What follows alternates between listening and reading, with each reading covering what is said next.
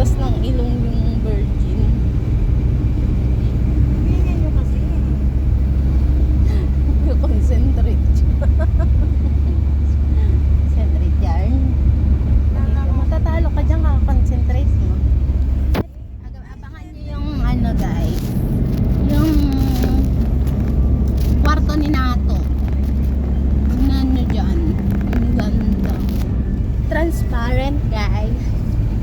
Si Ate Jen pa lang unang nakapasok. Si Traminato. Ano nga ba yun? Alas 10 na yun. Oo. Hindi na lang kayo mag-complain, no? Half day. Walang half day sa amin ng ganun. Kaso binabantay niyo yung hari yun. Kala ko ba yung naiwan niyo siya hari Ay, doon? doon ka na lang kasi. Ah, Ha? kala ko yung, kala ko ba yung naiwan niyo siya hari? Oo. Ewan ko, ba't doon palagi yung guy ngayon? Kasi nga ay naaway niya ako eh. Hindi naman siya naghihirap na gumagawa. Kapila mukha niya. Sultan na figure. Sabi ko, yan na naman. Sa isip, sabi ko, yan na naman, siya na naman. Araw-araw na lang siya. Namatay ko yan. Ay, oo. Chat ko nga si Kuya Kano. Sabi yung hari. Hindi. Sabi ko, Kuya, ba't lagi na lang si Harry Potter nandun sa amin? Ba't ganun? Ano yung mga naghihirap? Hindi naman siya yung palaging tinatawagan namin dito eh. Ganun ka. Di ba yung naiwan namin niya? Hindi naman niya kami sinusundo. Pagka umaga, iinip nga siya. Palayasin niyo nga po siya doon. Hindi nga. Sabi nung sobat na Papan na kami sa Facebook Travis na yan.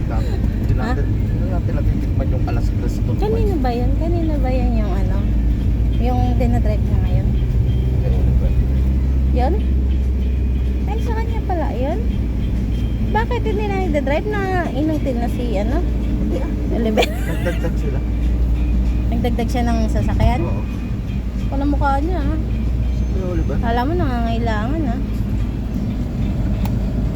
Alam mo nangangailangan masyado. Ba't ikaw kasi hindi ka magdagdag? Ano hindi na pwede? Ha? Hindi nga pwede. Bakit? Na-stop na. Ayaw na nila.